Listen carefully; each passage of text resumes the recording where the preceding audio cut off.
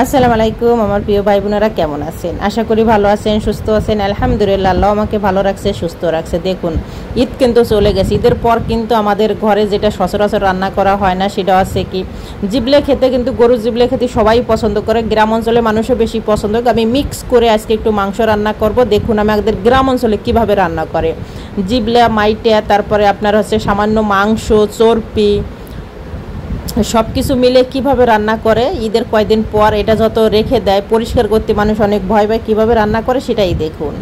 এখানে দেখুন, এই যে জিবলেটা খুব সুন্দর করে পরিষ্কার করেছে। এর সাথে মাইটে ব্যবহার করা হয়েছে, চর্বিও ব্যবহার করা হয়েছে, তারপর তেল, মানে যেটা তেল বলে, তারপরে কিছু সালিম মাংস ব্যবহার করা হয়েছে। খুব সুন্দর করে এখন এটা ওয়াশ করে নেওয়া হয়ে গেছে। আগে আমি 2-3 ফেরে ধোয়া নেওয়া হয়ে গেছে, এখন আবার ধুয়ে নিয়ে তারপরে মেন প্রিপারেশন।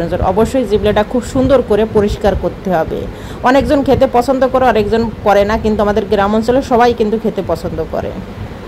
পরিমাণ মতন দিয়ে দিলাম রান্নার রেগুলার তেল, তার ভিতরে দিয়ে দিলাম তেজপাতা এবং দারচিনি। তারপরে দিয়ে দিলাম কিছুটা পেঁয়াজ বেরেস্তা, আমার আগেই ঘরে করা ছিল, সেটা আমি ব্যবহার করেছি। তারপরে এখানে বাটা মশলা ব্যবহার করবে। এখানে রসুন, পেঁয়াজ, আদা, এই 3টে জিনিসই আছে পরিমাণ মতন। আপনারা পরিমাণ, যত আমি 1 কেজির মতন রান্না করবো, এই জন্য পরিমাণ মতন মশলাটা আমি ব্যবহার করেছি। তারপরে বাটা দিয়ে দিলাম ধনে বাটা এবং জিরে বাটা। আমি এখানে সমস্ত বাটা মশলা ব্যবহার করেছি, কেন কি আমাদের গ্রামে এই পথেই রান্না করে, সেই রেসিপিটা আমি শেয়ার করছি আপনাদের মাঝে। আপনার বাজার থেকে কিনে আইনা, আপনারা এই জিবলে বলেন, মাইটে বলেন, কলিজা বলেন, যেটাই বলেন, এটা বাজার থেকে কিনে আইনা এই সেম পদ্ধতি রান্না করে দেখবেন, এই গ্রামের পদ্ধতি অনেক ভালো লাগবে। দিয়ে দিলাম হলুদের গুঁড়ে আর দিয়ে দিলাম মরিচের গুঁড়ে, কেন কি এটা একটু ঝাল ঝাল না হলে ভালো লাগবে না, এই জন্য একটু মরিচটা আমি বেশি ব্যবহার করছি। আপনারা পরিমাণ মতন ব্যবহার করেন। দিয়ে দিলাম স্বাদ মতন লবণ। এখানে আমি 4 ছোটো চামচে 4 চামচের মতন মরিচ ব্যবহার করেছি, কেন কি একটু ঝাল ঝাল না হলে কিন্তু এই জিবলে মাইটে কিন্তু ভালো লাগে না, কলিজা যেটাকে বলে, ভালো লাগে না। মশলাটা এখন আমি খুব সুন্দর করে কষিয়ে নেব। দেখুন তেলও ছেড়ে দিয়েছে, তারপরে আমি মাংসটা দিয়ে দিব এর ভিতর। মাংস দিয়ে খুব সুন্দর করে আমি কষিয়ে নেব। এখানে কিন্তু আমি মিক্স মাংসটা ব্যবহার করেছি, এখানে সব কিছুই আছে, চর্বি বলেন, মাংস বলেন, তারপরে আপনার কলিজা বলেন, জিবলে বলেন, সবই আছে। এটা কিন্তু আমরা ঈদের কয়েকদিন পর কিন্তু কুরবানির সময় কিন্তু এটা কিন্তু থেকে যায়। জিবলাটা পরিষ্কার করে রেখে দেবেন, তারপরে এবারে সময় নিয়ে রান্না করে খাবেন সবাইকে নিয়ে, আশা করি খুবই ভালো লাগবে। এখন আমি কয়েক মিনিট ধরে খুব সুন্দর করে এটা কষিয়ে নিব। কষিয়ে নিতে নিতে দেখুন তো একদম ভাজা ভাজা হয়ে যাবে। যখন কষানো হয়ে যাবে তখন কিন্তু ভাজা ভাজা হয়ে যাবে, তেলটাও কিন্তু ছেড়ে দেবে, দেখেই বুঝতে পারছেন।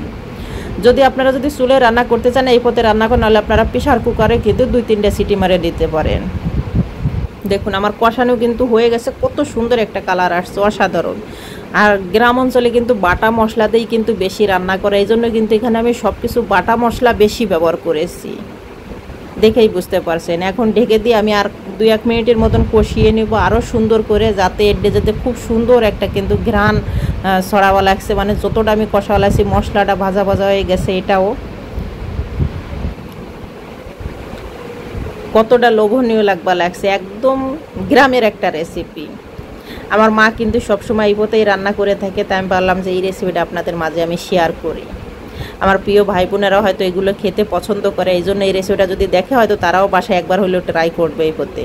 আর সবসময় দেখবেন একটু বাটা মশলা দিয়েই কিন্তু মাংসগুলো রান্না করার জন্য তার টেস্ট কিন্তু দুগুণ বেড়ে যায়। যদি মানে মাটির চুলায় রান্না করা, তার তো কোনো টেস্টের কোনো তুলনা হয় না। একদম পারফেক্টলিভাবে আমার কষানো হয়ে গেছে। দেখুন তেল ছেড়ে দিয়েছে, একদম তেল কিন্তু দেখেই আপনারা বুঝতে পারছেন যে কত সুন্দর পারফেক্টলি কষানো হয়েছে। আমি কিন্তু কয়েক মিনিট ধরে এরকম ভাজা ভাজা করে কষাই নিয়েছি। এখন আমি পরিমাণ মতন পানি দিয়ে, আমি এটা রাতে এই রেসিপিটা করতেছি, এই জন্য আমি বেশি সময় ইসির ভিতরে থাকবো না। তারপরে পানি দেওয়ার পর সামান্য, এটা কিন্তু বেশি পানি দেবো না, আমি একদম শূন্য রাখবো না, একদম পানিও করব না। এটা যতটা গাওমা মশলাটা তত বেশি ভালো হবে।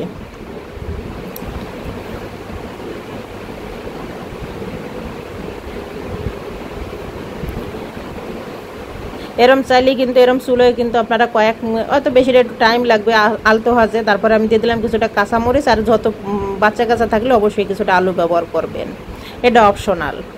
তারপরে এখানে আমি একটা প্রেসার কুকার নেবো। প্রেসার কুকার নেওয়ার পর, কেন কি আমি 3টে মাত্র চুলাতেই যে আপনারা গ্যাসে চুলে থাকতে পারেন, যত আমার চুলে আছে, এই জন্য আমি চুলেতেই মাত্র 3টে সিটি উঠিয়ে নেবো। আমি মাত্র 3টে উঠিয়ে দেবো। এটা আমি দমে রেখে দিব জাস্ট 10 থেকে 15 মিনিট। আমার সিটি উঠে যাওয়ার পর 3টে উঠে যাওয়ার পর তারপর এটা আমি দমে রেখে দিয়েছিলাম 10 থেকে 15 মিনিট। তার ভিতরে একদম মাংসটা পারফেক্টলিভাবে সেদ্ধ হয়ে যাবে সব কিছু। কিন্তু দমে রাখার আগে এখানে আমি কিছুটা গরম মশলা ব্যবহার করে, দেখুন আমার মাংস কিন্তু একদম কুক হয়ে গেছে, আর দেখুন পানিটাও কিন্তু বেশি নাই, একদম সেদ্ধ হয়ে গেছে। তারপর আমি আপনাদের ঢাকনাটা খুলে আমি দেখাই দিলাম কতটা পারফেক্ট আছে, কত লোভনীয় লাগছে। এখন আমি গরম মশলা দিয়ে আমি 10 থেকে 15 মিনিট আমি রেস্টে মানে দমে রেখে দেবো, এই চুলের পরে আমি রেখে দেবো। দিয়ে দিলাম পেঁয়াজ বেরেস্তা, দিয়ে দিলাম গরম মশলা, এখানে 1.5 চামচের মতন, এখানে ছোটো চামচের 1.5 চামচের মতন গরম মশলা এখানে আমি ব্যবহার করেছি। যদি চামচের মতন ধরা হয় তাহলে 1 চামচ গরম মশলা, এখানে যত আমি ছোটো চামচ ব্যবহার 1 চামচের, মানে ছোটো চামচের 1 চামচের মতন গরম মশলা। এখন আমি আটটা দিয়ে এটা আমি দমে রেখে দিয়েছি। তাহলে ফিরে আসতেছি 15 মিনিট পর। দেখুন আমি 15 মিনিট পর আপনাদের মাঝে নিয়ে আসলাম। দেখুন কত সুন্দর, একদম পানি নাই, চুলের পর রেখে দিয়েছিলাম, পানিটা টেনে একদম কিন্তু গামা গমায় গেছে এবং ভাজা ভাজা হয়ে গেছে। আর সেদ্ধটা দেখুন কত সুন্দর সেদ্ধ হয়েছে, পারফেক্টলিভাবে সেদ্ধ হয়েছে। তাহলে একবার হলে এইভাবে রেসিপিটা ট্রাই করুন, আর টেস্ট অসাধারণ হয়েছিল।